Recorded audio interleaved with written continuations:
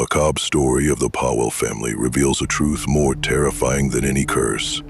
Each son died at 21, every single one. For nearly 50 years, the Pawel family watched their sons grow up knowing they would never see 22. First Tomas, drowned in the family well on his first birthday.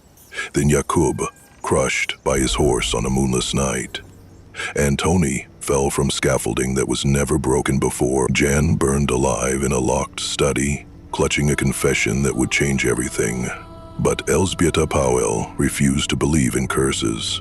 As she buried her fourth son, she began to see the pattern. The same medallion found with each body, the same cousins who inherited after each death, the same whispered arguments about land and gold.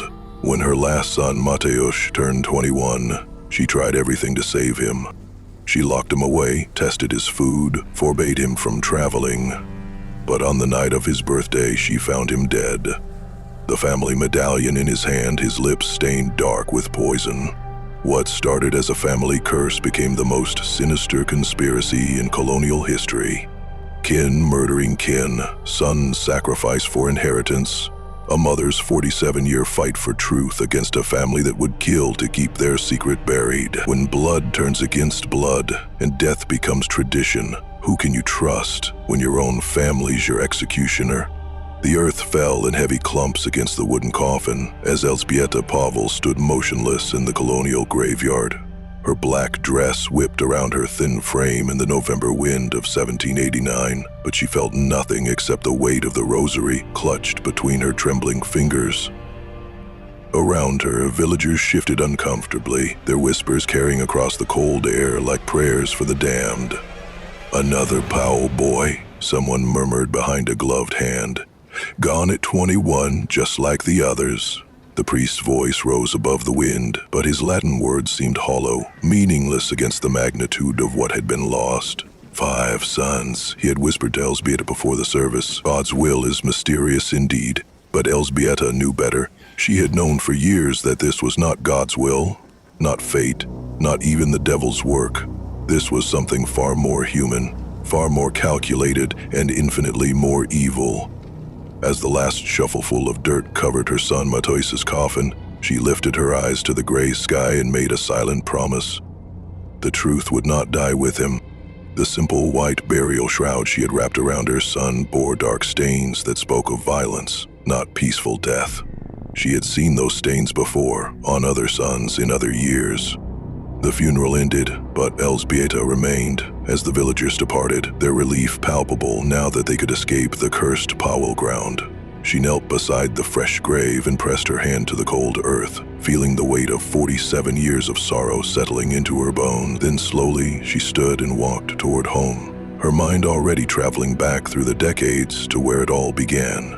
The year was 1742, and joy filled the Pawel estate like sunlight through clean windows. Little Tomas Pawel had reached his first birthday, a milestone celebrated with particular fervor in a time when so many children never lived to see their second year. Katarzyna Pawel, young and radiant with maternal pride, had spent days preparing for the celebration. The kitchen maids had baked a small cake, sweet with honey and adorned with a single candle, while the gardener picked the finest flowers from the estate's gardens. Neighbors arrived in their best clothes, bringing gifts of carved wooden toys and soft blankets. Tomas, plump and rosy-cheeked, gurgled with delight as he was passed from hand to hand, his tiny fingers grasping at the bright ribbons tied around the presents. Katarzyna watched it all with the serene satisfaction of a mother whose child had thrived against all odds. "He will be strong like his father," one of the guests declared, lifting Tomas high into the air. "Look at those hands. He will work the land well." But as the sun set and the guests departed, leaving behind the remnants of celebration, tragedy struck, with a swift cruelty that would haunt the Pawel name for generations. Katarzyna had put Tomas down for his evening nap, then busied herself in the kitchen, cleaning the dishes and saving scraps of cake for the morning. When she went to check on him an hour later, his cradle was empty. The search began immediately, with servants rushing through every room, calling his name. It was the stable boy who found him, floating face down in the family well, his small body already cold. The birthday cake sat untouched on the kitchen table for days afterward, growing moldy in the damp air. A monument to joy turned to ash. The officials who came to investigate declared it a tragic accident. Children were curious, they said. He must have wandered outside and fallen in. But Katarzyna knew her son could barely walk, let alone climb over the well stone wall. That night, alone in her grief, she took up her pen and wrote in her diary, "Our blood is marked. May God forgive us for what we have brought into this world." The following spring brought another soul to the confessional booth of the small parish church. Father Benedict listened to the familiar cadence of sins, both great and small, offering absolution with practiced ease. But on this particular evening, a voice came through the wooden screen that made his blood run cold. "Forgive me, Father, for I have sinned," the voice whispered, barely audible above the wind rattling the church windows. The Pawel boy's death was no accident.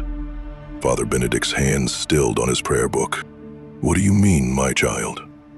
"I cannot say more, but his mother grieves for a son who was taken, not lost. Someone placed him there. Someone who knew no one would look too closely at a child's death." The confession ended abruptly, leaving Father Benedict alone with knowledge that burned in his chest like acid. By the sacred laws of the church, he could never repeat what he had heard. The seal of confession was absolute, binding him to silence even as his conscience screamed for justice. That night, unable to sleep, he lit a candle and began to write a letter to the authorities, detailing what he had learned. But as the wax pooled and the rain drummed against the chapel roof, he realized the futility of his action. Without revealing his source, he had no proof. With proof, he would violate his sacred oath. The letter went unfinished, folded and locked away in the iron chest beneath the altar, where it would remain for decades, a testament to truth trapped by duty. The priest would carry this burden for the rest of his life, never speaking of what he knew, but never forgetting the weight of words that had been meant for God's ears alone. In his coded church records, written in Latin to hide their meaning, he began to document strange occurrences around the Pawel estate, building a careful record of suspicions that dared not be spoken aloud. 8 years passed before death visited the Pawel family again, but when it came, it arrived with the same cruel precision that had claimed young Tomas. Jakub Pawel had grown into a man of 21 years, strong and confident, with his father's broad shoulders and his mother's gentle eyes. Unlike his parents, who had never quite recovered from the loss of their first son, Jakub embraced life with the fearless enthusiasm of youth. On the evening of his 21st birthday, the estate rang with laughter and music. Jakub had recently become engaged to a merchant's daughter from the neighboring town, and the celebration served both as a birthday feast and an informal announcement of the upcoming wedding. He drank toasts to his future, danced with his betrothed, and spoke with excitement about the children they would have and the legacy he would build. "Too many more years," his father had said, raising his cup high, though Katarzyna had noticed the shadow that crossed his wife's face at those words. As the evening wound down and guests began to depart, Jakub announced his intention to ride to town to escort his fiancée safely home. It was a gesture typical of his thoughtful nature, but Katarzyna felt a chill of unease as she watched him saddle his horse in the torch-lit courtyard. "Perhaps wait for morning," she suggested, but Jakub laughed off her concern. "It's a clear night, Mother. The moon is bright and Blackwind knows the road well." Those were the last words she would ever hear him speak. Sometime after midnight, Blackwind returned to the stable alone. His saddle empty and his bridle torn. They found Jakub at dawn, crushed against an oak tree beside the road, his neck broken and his body twisted at an impossible angle. Near his outstretched hand lay the Pawel family medallion, the gold crest cracked clean in half. The medallion had been a gift for his birthday, blessed by Father Benedict himself. How it had broken and why, it was found several feet from where Jakub lay, no one could explain, but in the cold morning light it glinted like a piece of captured sunlight, beautiful and ominous in equal measure. In the year that followed Jakub's death, Elżbieta found herself alone in a house that seemed to echo with ghosts.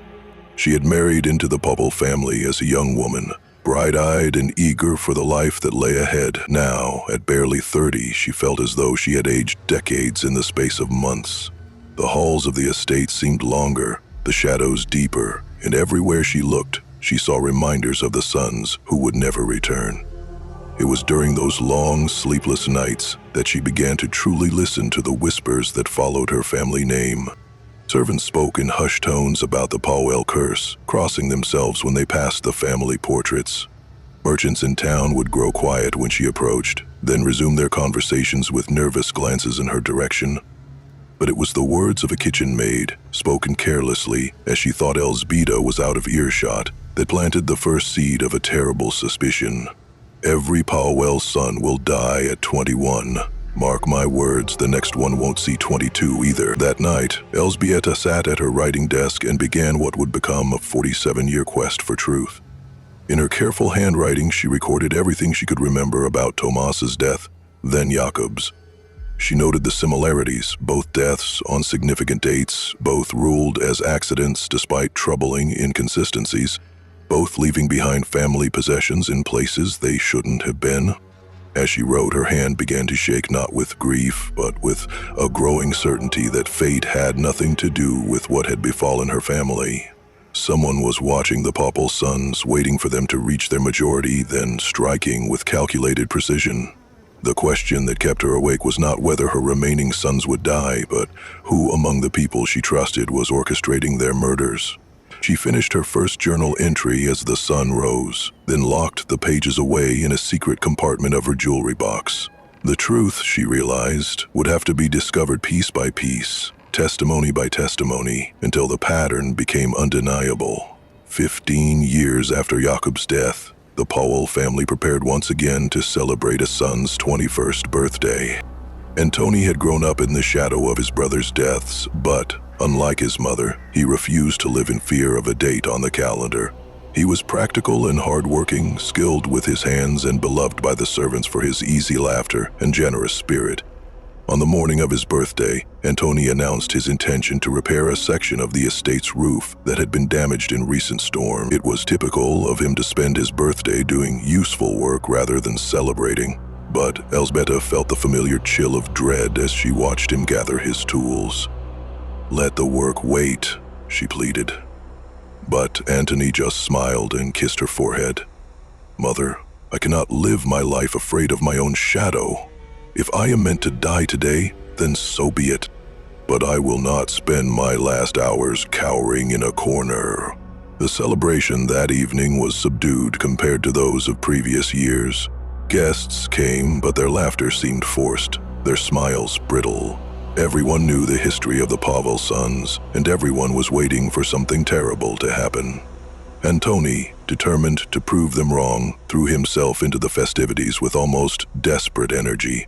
As night fell and the guests departed, he announced his intention to finish the roof repairs by torchlight, claiming he wanted to complete the job before tomorrow's rain. Elzbieta begged him to wait, but he had already climbed the ladder with his tools, his figure silhouetted against the stars. The crash, when it came, echoed across the estate like thunder. Antoni fell through the scaffolding he had erected that afternoon, the wooden beams splintering and crushing him against the courtyard stones. He died instantly, his carpenter's tools scattered around his broken body like the pieces of a shattered life. In the investigation that followed, the most disturbing detail emerged. The scaffolding had been expertly constructed and should have easily held Antoni's weight.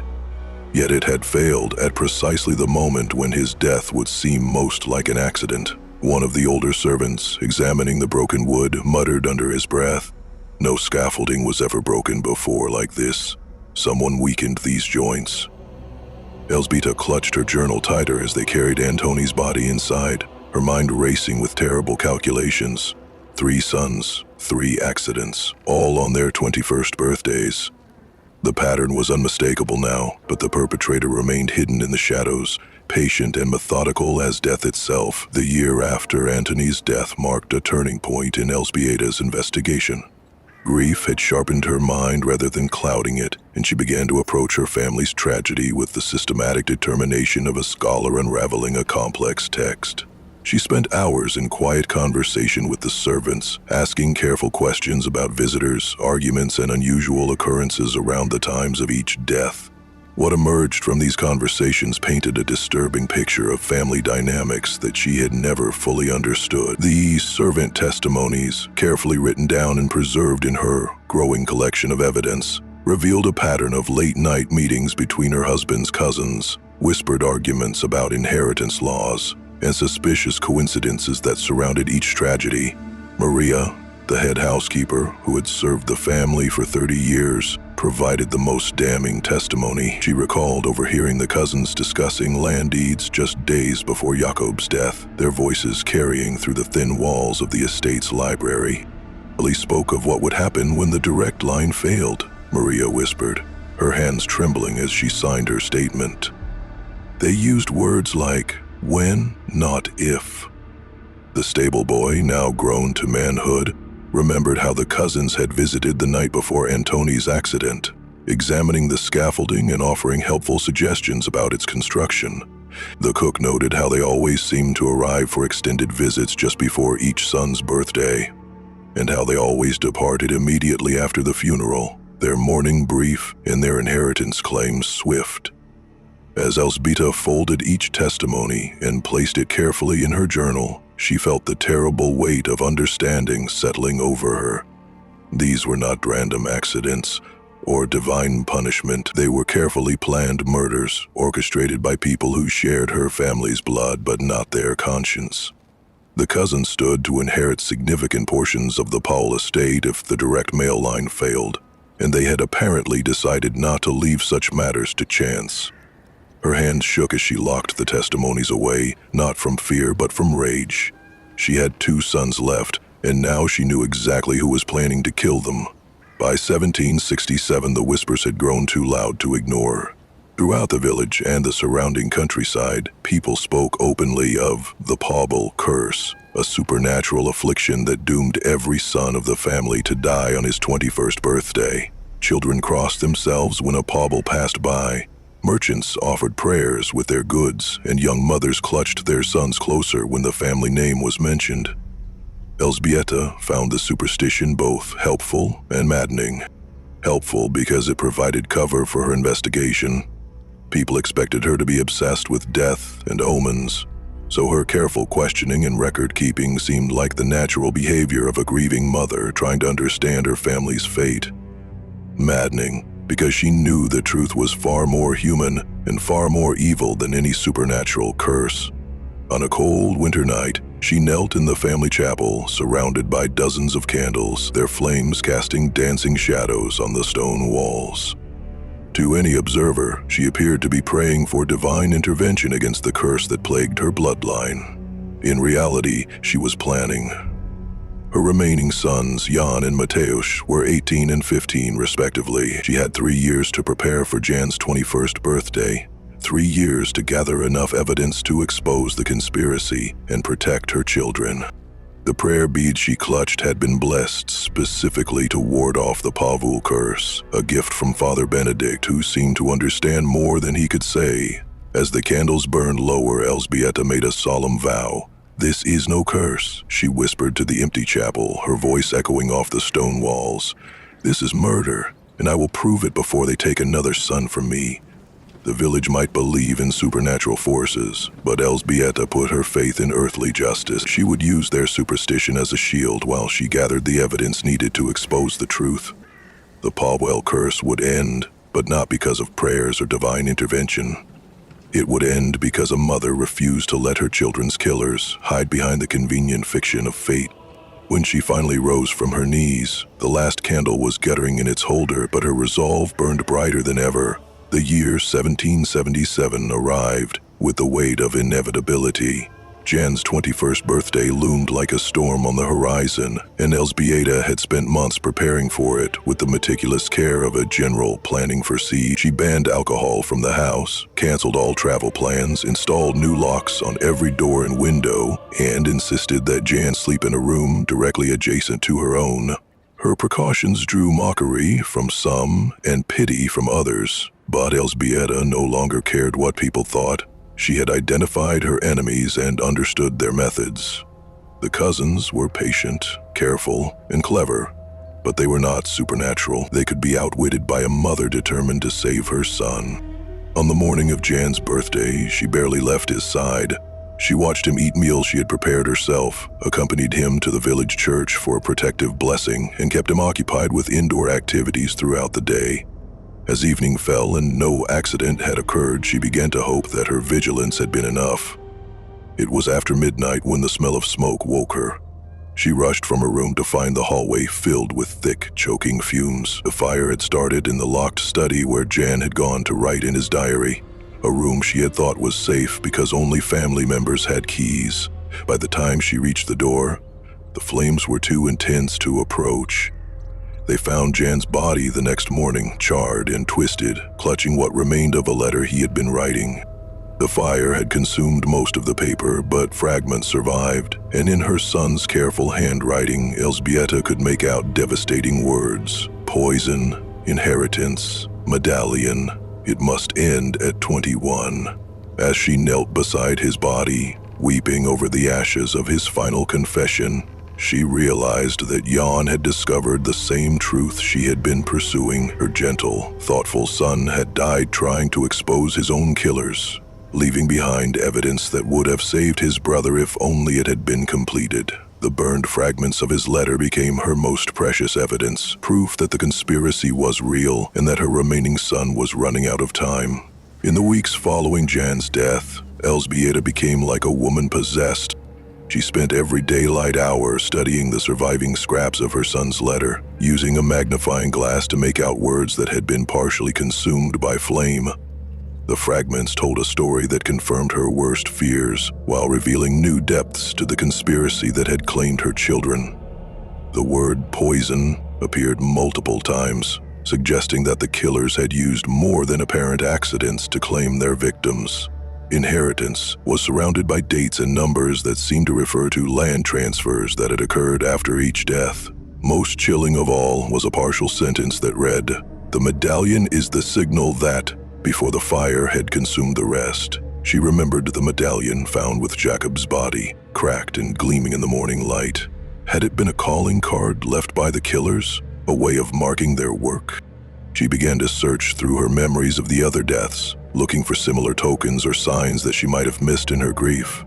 Working by candlelight, she carefully preserved each fragment between sheets of glass, then transcribed what she could read into her journal.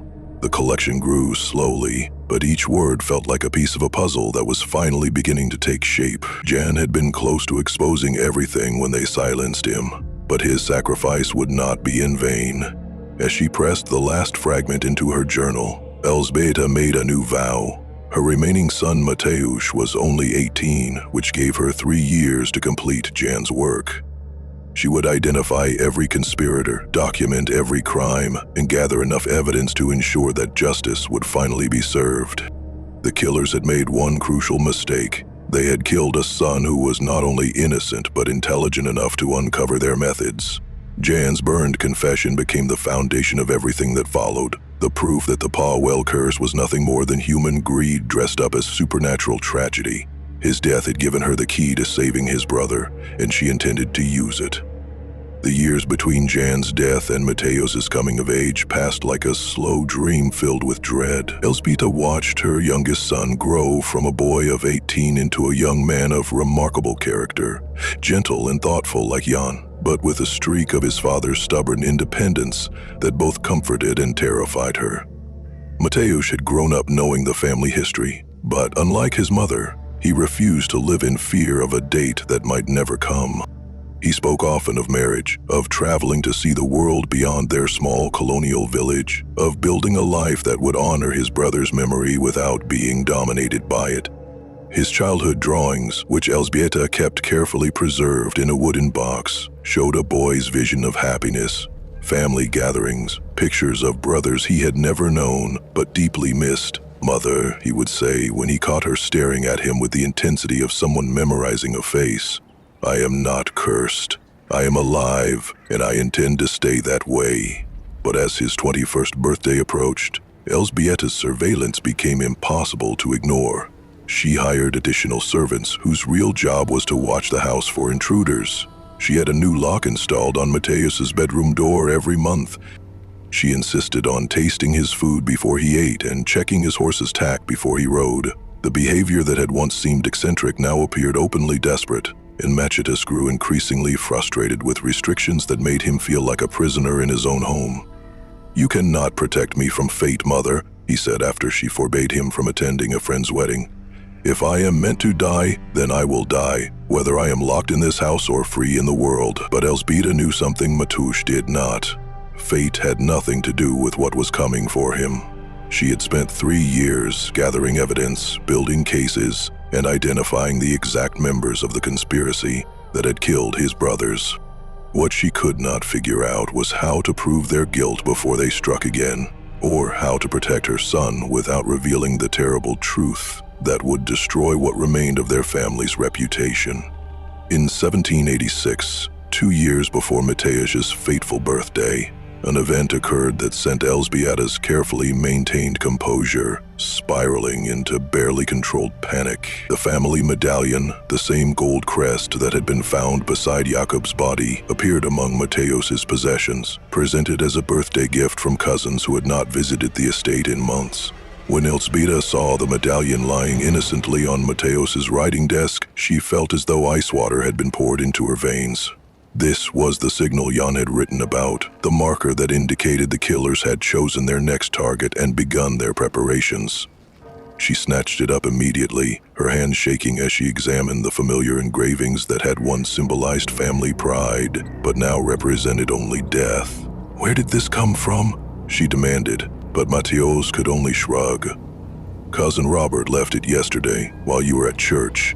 He said it was time I had something to mark my place as the heir to the family name." That night, Elzbieta hid the medallion in a locked chest in her room, burying it beneath layers of old clothes and childhood mementos. But when she checked on it 3 days later, the chest was empty. The medallion had somehow returned to Mateusz's room, sitting exactly where she had first found it, as though it had never been moved. She hid it again, this time in the chapel, concealing it behind a loose stone in the altar. Again it returned, always to the same spot on Matthias' desk, always positioned with the same casual precision. She began to suspect that the cousins had accomplices among the servants, people who were watching her movements and replacing the medallion whenever she removed it. The cursed object became a constant presence in their lives, a reminder that time was running out and that the killers were already positioning themselves for the final act of their decades-long conspiracy. No matter how many times she prayed over it, no matter how carefully she tried to destroy it, the medallion followed Mateusz like death itself, patient and inevitable, and utterly beyond her power to stop. In early 1787, Elzbieta's worst fears were confirmed when the cousins arrived for an extended visit. They came bearing gifts and warm smiles, speaking of family bonds and shared heritage, but their eyes held the cold calculation of predators circling wounded prey. Robert, the eldest, had the same sharp features as her late husband, but none of his warmth. Thomas, his younger brother, had mastered the art of appearing harmless while watching everything with the intensity of a hawk studying field mice. They settled into the guest quarters as though they belonged there, making themselves comfortable with the casual entitlement of people who expected to own the place soon. Their conversations during meals focused relentlessly on practical matters: land management, inheritance laws, marriage prospects for young men of means. To a casual observer, they seemed like caring relatives offering guidance to a family that had suffered tremendous losses, but Elzbieta had learned to listen for what was not said as much as what was. When they discussed Mateus's future, their words carried the underlying assumption that his time was limited. When they spoke of estate management, they offered suggestions that would only make sense if implemented by people who expected to be making long-term decisions.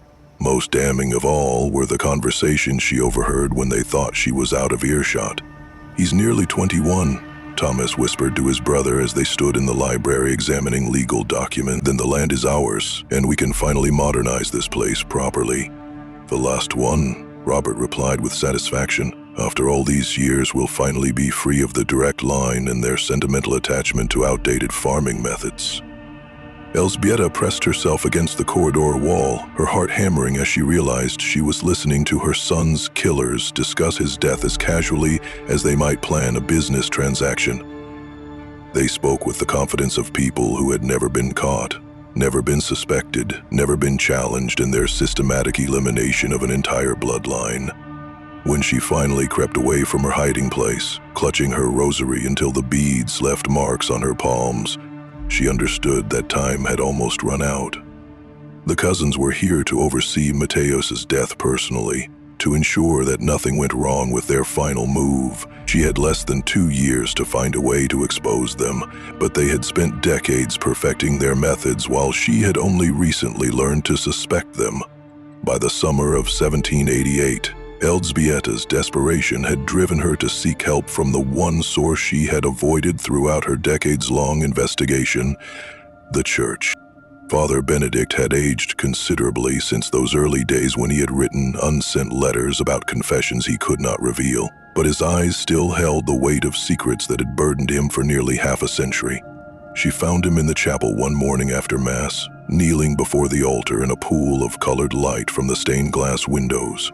When she approached, he looked up with the expression of a man who had been expecting this conversation for years. "Father, I need your help," she began, but he raised a hand to stop her. "My child, I cannot break the seal of confession, no matter how much my conscience demands it. You know this." "Then you do know something," she pressed. "You have evidence that could save my son." The priest's face was etched with decades of moral anguish. "I have knowledge that burns in my chest like acid, but it was given to me under sacred seal. If I speak, I violate my oath to God. If I remain silent," he gestured helplessly toward the crucifix above the altar, "if you remain silent, they will kill Mateos just as they killed his brothers." Father Benedict closed his eyes as though in physical pain. "The truth will destroy you, Elżbieta. It will tear apart everything you think you know about your family. But silence will certainly kill him." That was as close to a confession as she would ever receive from him, but it was enough. She returned home with the confirmation that her investigations had been correct and that the church possessed evidence that could save her son if only it could be legally obtained. That night, she examined her hidden records with new urgency, looking for any detail that might provide the proof she needed without relying on sealed confessions. The priest-coded records, written in Latin and filed among routine church documents, contained careful observations about the Pawel deaths that painted a picture of supernatural tragedy. If she could find a way to bring those records to light without revealing their source, she might finally have the evidence needed for justice. Her journal felt heavier than ever as she locked it away that night, weighted with the knowledge that salvation was so close yet still impossible to grasp. As 1788 drew to a close and Mateos's 21st birthday approached, with the inevitability of a thunderstorm, Elżbieta transformed the family estate into something resembling a fortress. She installed new locks on every door and window, hired guards to patrol the grounds at night, and implemented a system of keys and passwords that would have been more appropriate for a military installation than a family home. The lock collection grew throughout the winter months.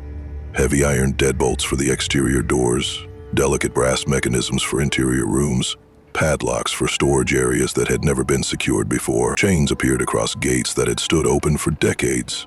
The estate began to resemble a prison designed to keep death itself at bay. Mateos bore these precautions with increasing frustration and embarrassment. His friends stopped visiting because gaining entry required submitting to interrogations that would have been offensive if they had not been so obviously rooted in maternal terror. Simple activities like riding to town or visiting neighbors became elaborate expeditions requiring advanced planning and escort arrangements. "Mother, this is madness," he protested after she insisted on testing his dinner for poison using methods she had learned from an old book about royal courts. "I cannot live like this. You are turning our home into a tomb before I am even dead." But Elżbieta had moved beyond caring about her son's comfort or her own reputation. She locked him inside every night. Positioning herself outside his door like a guard, she banned wine from the house after remembering that several of his brothers had been drinking before their deaths. She required him to carry a small silver bell that he was to ring if he ever felt unwell or sensed danger. The villagers who observed these preparations spoke of them with a mixture of pity and dark fascination. Here was a mother so consumed by fear of the family curse that she had imprisoned her own son in an attempt to cheat fate. They could not know that Elżbieta was fighting not supernatural forces but human ones, and that every lock, every chain, every precaution was a desperate attempt to outwit killers who had spent decades perfecting their craft. As winter gave way to spring and Mateus's birthday drew closer, the estate settled into an atmosphere of siege that reflected the battle between a mother's love and a conspiracy's patience. The night before Mateus's 21st birthday arrived, with the weight of decades bearing down on the Pawel estate, Elżbieta had not slept for 3 days, spending her time in constant prayer and vigilance, surrounded by dozens of candles that she lit and relit as they burned down to stubs.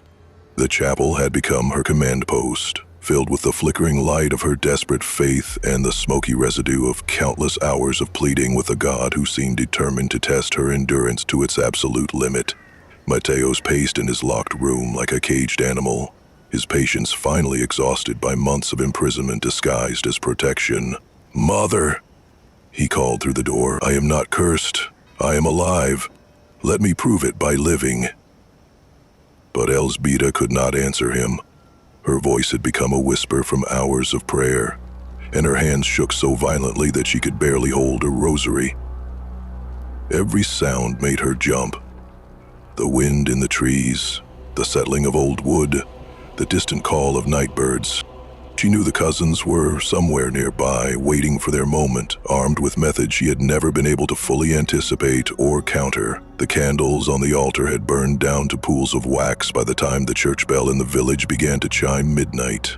Each note hung in the air like a death knell, marking the transition from safety to danger, from hope to the terrible inevitability she had fought against for so long. As the 12th chime faded into silence, Mateus's birthday had officially begun. 21 years of life, just like his brothers before him. The anniversary of birth had become the scheduled date of death, and despite all her preparations, all her locks and guards and prayers, Elżbieta knew that the killers would find a way. She pressed her forehead against the cold stone of the altar and whispered one final prayer, not for salvation, but for justice. Not for her son's life, but for the truth to survive, even if he did not. The candles burned lower, and somewhere in the darkness beyond the chapel walls, patient evil began to move toward its final victory. The morning of Mateus's 21st birthday dawned gray and cold, with a bitter wind that seemed to carry the promise of sorrow. Despite her exhaustion, Elżbieta roused herself early and insisted that Mateus accompany her to morning mass, driven by the desperate hope that God's house might provide the protection that human precautions had failed to guarantee. The church felt different that morning, heavy with an atmosphere that pressed down on the small congregation like a physical weight. Every villager who attended seemed to be waiting for something, their eyes darting between Elżbieta's haggard face and Mateus's tense features. Father Benedict's voice trembled as he spoke the familiar words of the service, and when he raised the communion cup, his hands shook so violently that wine splashed onto the altar cloth. During the gospel reading, Mateus suddenly swayed and clutched the pew in front of him, his face draining of color. A collective gasp rose from the congregation as he steadied himself, and for a moment, it seemed as though the curse would claim him right there in the sacred space where his family had worshipped for generations. "I'm fine," he whispered to his mother, but his voice was weak and his breathing shallow. "Just tired from all this worry." Father Benedict paused in his reading, his eyes fixed on Matthias with an expression of helpless anguish.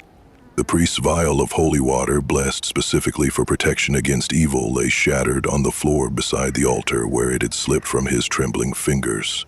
The blessed water spread across the stone in a dark stain that looked ominously like blood in the colored light from the stained glass windows. When the service ended, the congregation filed out in unusual silence, but many paused to cross themselves again as they passed the Pawel family pew. Elżbieta helped Mateus to his feet, noting how much effort this simple movement required. The final hours of his life had begun, and despite everything she had done to prevent it, the invisible forces arrayed against her family were already beginning their work. The broken holy water vial remained on the chapel floor as they departed, its fragments catching the morning light like tears shed by the stones themselves. By midday, despite Elżbieta's desperate protests and increasingly frantic attempts to maintain the security measures she had spent months implementing, the villagers had decided that Mateusz's birthday required a proper celebration. They arrived at the estate carrying food and wine, musical instruments, and ribbons, determined to mark the occasion with the kind of joyful gathering that had become rare around the Pawel family. "Let the boy have one normal day," the village elder argued when Elżbieta tried to turn them away. "If this is to be his last birthday, at least let it be a happy one." The colorful festival ribbons they brought transformed the estate's courtyard into something resembling a fairground, bright streamers fluttering in the wind and creating an atmosphere of forced celebration that stood in stark contrast to the dread that had settled over the family. Mateusz, grateful for any respite from his mother's suffocating vigilance, threw himself into the festivities with desperate enthusiasm.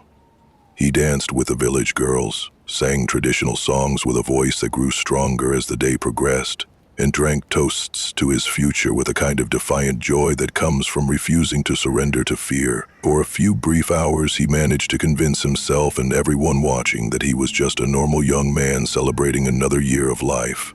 But Elżbieta noticed troubling signs that the other guests missed or chose to ignore. Mateusz's laughter was too loud, his movements too energetic, as though he was trying to prove his vitality to himself as much as to others. Several times she saw him clutch his chest and cough, though he waved off her concern when she approached. As the afternoon wore on and the celebration reached its peak, the festival ribbons that had seemed so cheerful in the morning began to look like decorations for a funeral, their bright colors fading in the gray light. The villagers' laughter took on a hollow quality, and their toasts began to sound more like farewells than celebrations. Despite their best intentions, they had created not a birthday party but a wake for a young man who was still alive to attend it. As evening shadows lengthened across the estate and the last of the birthday guests departed, Elżbieta felt the familiar grip of panic tightening around her chest.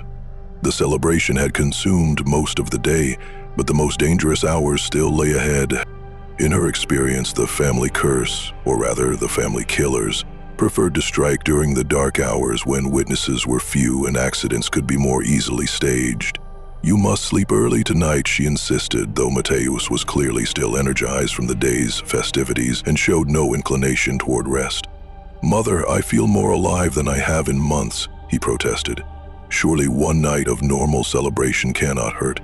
But Elżbieta had moved beyond rational discussion. She physically guided him to his room, locked the door with the newest and strongest of her collection of security devices, and positioned herself in the hallway outside like a guard preparing for siege.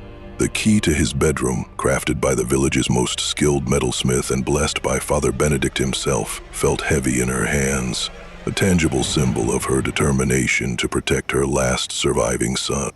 Through the locked door, she could hear Mateusz moving about his room, the sounds of a young man preparing for bed but clearly unhappy about his confinement. Occasionally, he would call out to her, asking to be released, or at least allowed to say goodnight properly. But she could not bring herself to unlock the door, even for a moment. As the hours passed and the house settled into the deep quiet of night, every sound seemed magnified. The wind rattling windows, the settling of old timbers, the distant call of an owl from the woods beyond the estate. Elżbieta pressed her ear to the door periodically, listening for any sign that Mateusz was in distress or that someone had found another way into his room. It was just after midnight when she heard the thud, a single heavy sound like a body falling to the floor. The silence that followed was so complete and so ominous that she knew, even before she forced herself to unlock the door, that her decades of vigilance had finally failed. The bedroom key, which had seemed so substantial and protective in Elżbieta's hands, bent and twisted as she frantically tried to unlock the door. The metal, which should have been strong enough to last for generations, warped under the pressure of her desperate attempts to reach her son, as though some malevolent force was determined to prevent her from entering the room until it was too late. When she finally broke through, using a fire poker to shatter the lock mechanism entirely, she found Mateusz lying motionless on the floor beside his bed. His body was positioned with the unnatural stillness that comes only with death, and his face wore an expression of surprise rather than pain, as though whatever had killed him had struck without warning. In his right hand, clutched with the rigid grip of rigor mortis, was the Pawel family medallion, the same cursed token that had appeared and reappeared throughout the months leading up to his birthday, despite all her attempts to destroy or hide it. His lips were stained a dark purple color that spoke unmistakably of poison, and beside his body lay a small glass vial that reeked of bitter almonds and chemical death. "No," Elzbieta whispered, then louder, "No," and finally, with the voice of a woman whose heart was breaking for the fifth and final time, "You will not bury the truth with him." Her scream echoed through the estate and beyond, carrying across the village like the cry of some wounded animal. Servants came running, then neighbors, then officials, but Elzbieta knelt beside her son's body and refused to let anyone move him until she had documented every detail of the scene. The poison vial, the medallion, the bent key, the locked room. All of it was evidence of murder, disguised as supernatural tragedy. As dawn broke over the estate, Elzbieta rose from her vigil beside Mateos's body with the calm determination of someone who had finally moved beyond grief into the realm of action. 5 sons were dead, but their killer's methods had finally been fully revealed. The truth she had pursued for 47 years was complete at last, written in poison and medallions and the unmistakable signs of human evil that no amount of supernatural explanation could disguise. In the days following Mateos's death, while the village buzzed with talk of curses fulfilled and destinies completed, Elzbieta locked herself in her study and began the most important work of her life. The journal that had started as a grief-stricken mother's attempt to understand tragedy had evolved into a comprehensive record of systematic murder spanning nearly half a century. She wrote everything, every death, every witness account, every piece of evidence she had collected, every suspicion she had harbored. The testimonies of servants who had overheard incriminating conversations, the fragments of Jan's burned confession, the mysterious appearance and reappearance of the medallion, the convenient timing of the cousins' visits, the pattern of inheritance that followed each death like clockwork. Her handwriting, which had been shaking and uncertain in the early entries, now moved across the pages with the steady precision of someone documenting facts for posterity. She recorded dates and times, described conversations verbatim, and laid out the financial motivations that had driven her family members to commit murder after murder with the patience of seasoned predators. As she wrote, she made copies of everything, creating multiple records that could survive even if the original was destroyed. She wrapped each set of documents in oiled cloth to protect them from moisture and decay, then sealed them with wax and her personal signet ring. She filled them with a 1/4 pound of wax from her personal signet ring. These were not the ravings of a grief-mad woman, but the carefully documented findings of a 47-year investigation into the most systematic case of familial murder in colonial history. When the work was complete, she arranged for secret distribution of her evidence. One copy went to Father Benedict with instructions that it be opened only after her death. Another was sent to the colonial notary in the county seat, disguised as routine estate documents. A third was given to Maria, the head housekeeper, with instructions to hide it until the time was right to reveal the truth. Her journal, complete at last, contained enough evidence to destroy the Pawel cousins and expose the so-called curse as nothing more than an elaborate cover for greed-motivated murder. Justice might be delayed, but it would not be denied. The years following Mateos's death passed like a slow twilight for Elzbieta.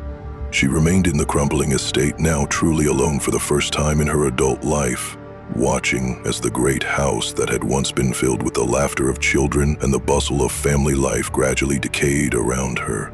The estate deed, once a symbol of prosperity and continuity, became a worthless document as the property fell into ruin and the Pawel name became synonymous with tragedy. She attended church every Sunday, sitting in the family pew that now held only one occupant, her presence a silent reminder to the community of everything they had lost.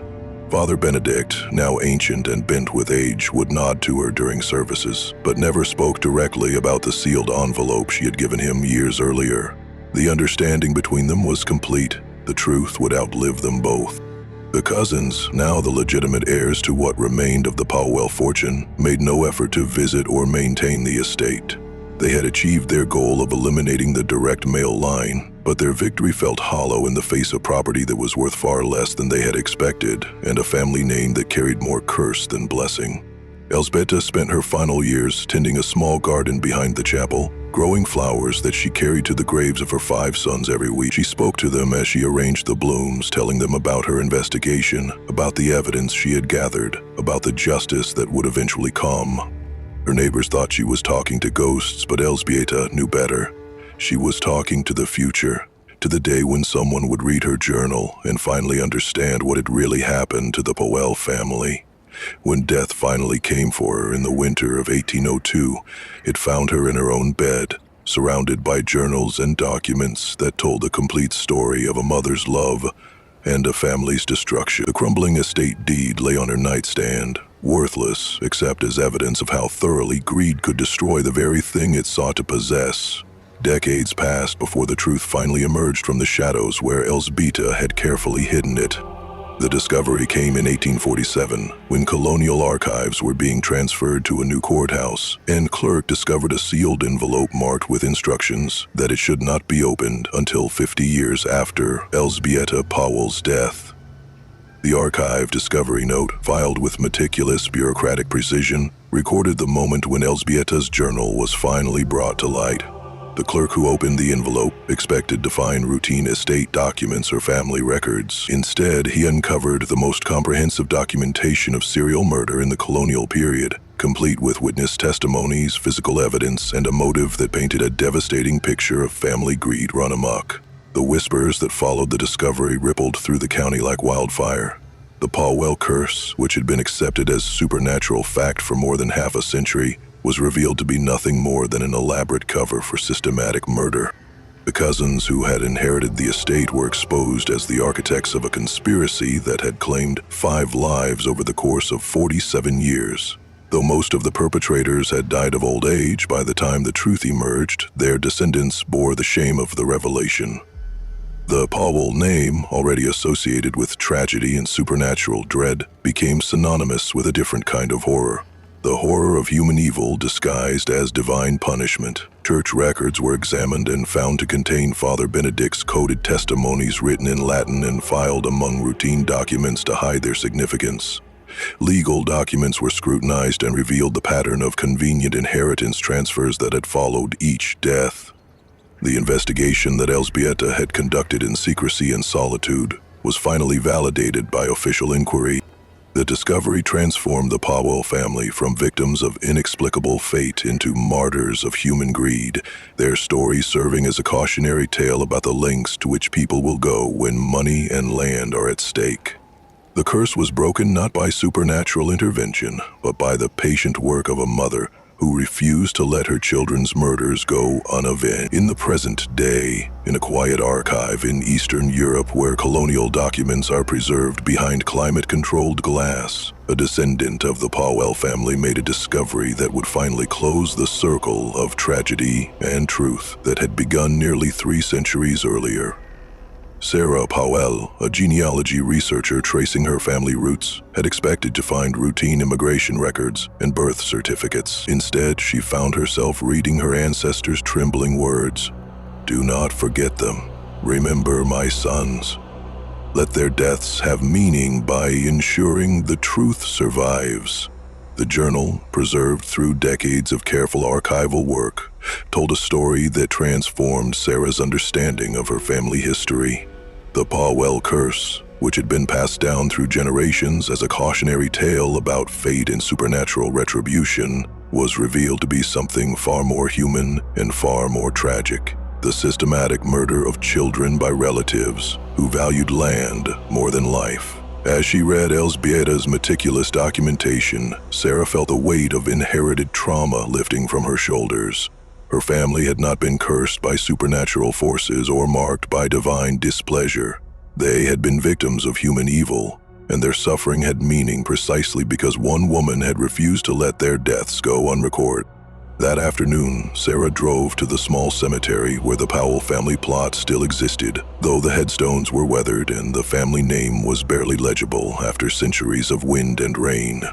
She carried with her a bouquet of fresh flowers, the first placed on these graves by a family member in over a century. As she knelt beside Mateus's headstone and arranged the flowers with the same care that Elsbeta had shown decades earlier, Sarah spoke aloud to the 5 sons who had died too young. "You are remembered. Your mother's fight was not in vain. You were not cursed. You were loved." The story that had begun with tragedy and conspiracy ended with recognition and peace. The family finally remembered not as victims of supernatural forces, but as proof that love and truth can outlast even the most patient evil.